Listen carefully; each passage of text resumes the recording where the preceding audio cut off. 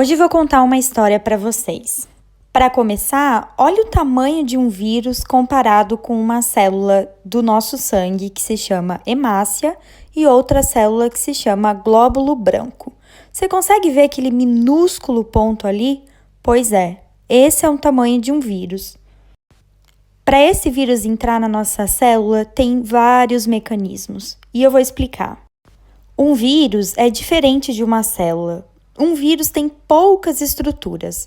Uma célula é cheia de estruturas. Ela tem várias organelas e outros componentes celulares que têm diversas funções. O coronavírus, ele é feito por algumas estruturas que a gente vai olhar em detalhes. Antes, a gente vai olhar esse vírus de fora. Ele é chamado de coronavírus porque ele possui essa estrutura que parece uma coroa quando a gente olha em um microscópio específico. Mas abrindo esse vírus um pouco, o que a gente encontra dentro dele? Nessa parte da coroa, que é a parte de fora do coronavírus, existe uma proteína bastante importante, que se chama spike, proteína spike, que é essa que está sendo mostrada ali. Junto dessa proteína, temos outras proteínas e lipídios, que formam como se fosse a membrana, uma capinha em volta do vírus. Essa capinha protege o material genético, que no caso do coronavírus é um RNA. E é esse material genético que é importante para formar outros vírus, que eu vou explicar mais para frente. Assim que os vírus entram no nosso corpo, eles procuram células que possuam um receptor chamado AC2, esse que você pode ver aí. Porque os vírus, eles não podem fazer novos vírus sozinhos, eles precisam das nossas células para fazerem esses vírus. Bem, essa proteína AC2 da nossa célula se liga fortemente com a proteína do vírus. Lembra aquela que se chama spike? Então, esses dois juntos faz com que a célula entenda que o vírus está ali e quer entrar. As nossas células, elas não são como pessoas, elas não têm consciência. Então, o que acontece é uma série de modificações.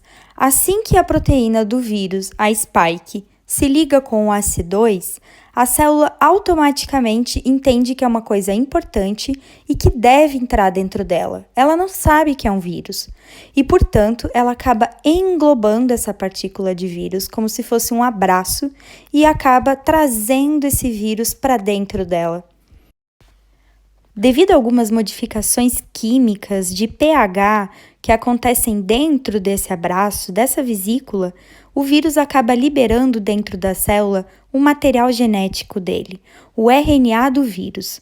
A célula não sabe diferenciar o que é o RNA dela ou um RNA de vírus e acaba trabalhando para o vírus, ou seja, acaba produzindo novas proteínas virais, onde a gente pode ver ali as proteínas dos vírus novos que estão sendo formados. Dessa forma, o vírus usa a célula para produzir novos vírus.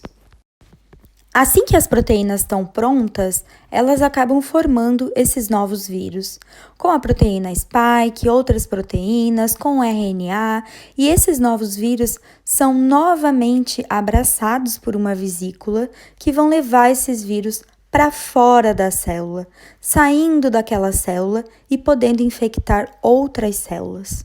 Agora imagina isso acontecendo num curto espaço de tempo, com muitos vírus sendo formados e cada um desses muitos vírus infectando novas células.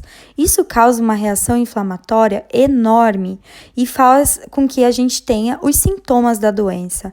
Além disso, para a célula produzir esses vírus numa quantidade grande, ela também sofre, o que faz com que as células que aceitaram, entre aspas, o vírus de entrar, acabe sofrendo e morrendo. Essa foi uma aula bem curtinha para explicar como o coronavírus entra nas nossas células e usa essas células para produzir novos vírus. Outros vírus, como o Zika, também usam esse mecanismo, através de outros receptores. Eu espero que vocês tenham gostado e se tiverem alguma dúvida, deixem nos comentários.